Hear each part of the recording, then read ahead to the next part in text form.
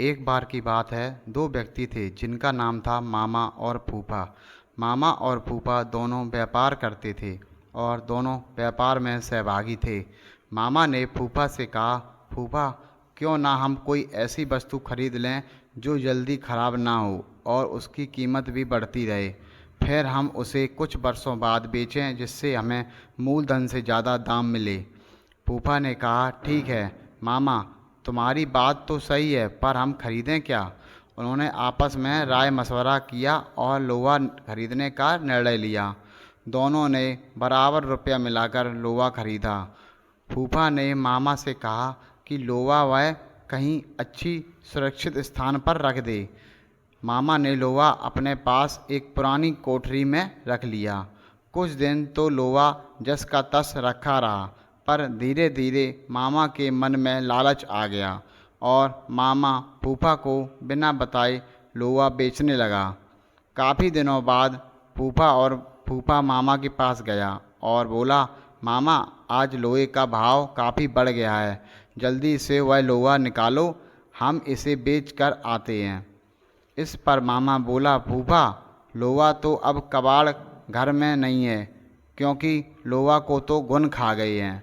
फूफा समझ गया कि मामा ने उसके साथ धोखा किया है और उसे बिना बताए सारा का सारा लोहा बेच दिया है। फूफा को क्रोध तो बहुत आया, पर वह बिना कुछ कहे सुने वहाँ से चला गया।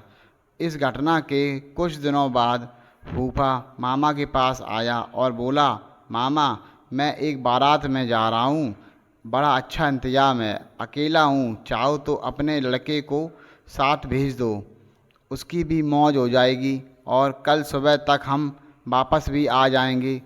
मामा बोला, क्यों नहीं, बेशक तुम मेरे लड़के को अपने साथ लेकर जाओ, और हाँ, इसे बारात में अच्छी तरह खाना वाना खिला देना।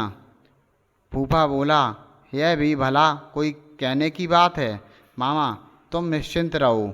इस तरह 2 दिन बीत गए। मामा का लड़का अभी तक घर वापस नहीं आया। मामा को बहुत चिंता हो गई कि अभी तक उसका लड़का घर वापस क्यों नहीं आया। वह अपने लड़के के बारे में जानने के लिए फूफा के पास गया और बोला, फूफा, मेरा लड़का कहाँ है? वह अभी तक घर वापस क्यों नहीं आया है? फूफा ने कहा, क्या बताऊँ मामा, रास्ते में एक चील तुम्हारे लड़के को उठाकर ले गई। मामा बोला, ये कैसे हो सकता है?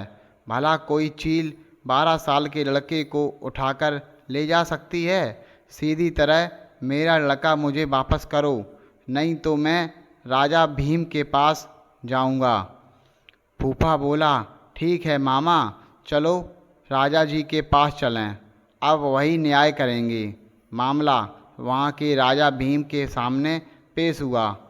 राजा भीम ने सारी बात सुनी और आश्चर्यचकित होते हुए फूफा से कहा, देखो फूफा, तुम झूठ बोल रहे हो। भला कोई चील 12 वर्ष के लड़के को उठाकर अपने पंजों से आसमान में ले जा सकती है? इस पर फूफा ने उत्तर दिया, कथा कहूँ कथावली, सुनो राजा भीम, लोहा को घुन खाए तो लड़का ले गया चील। इस पर राजा भीम सब समझ गए और उन्होंने मामा को आज्ञा दी कि वह फूफा का लोहा वापस कर दे और फूफा को कहा कि वह लड़के को मामा के पास वापस पहुंचा दे। दोस्तों, आज की कहानी आपको कैसी लगी?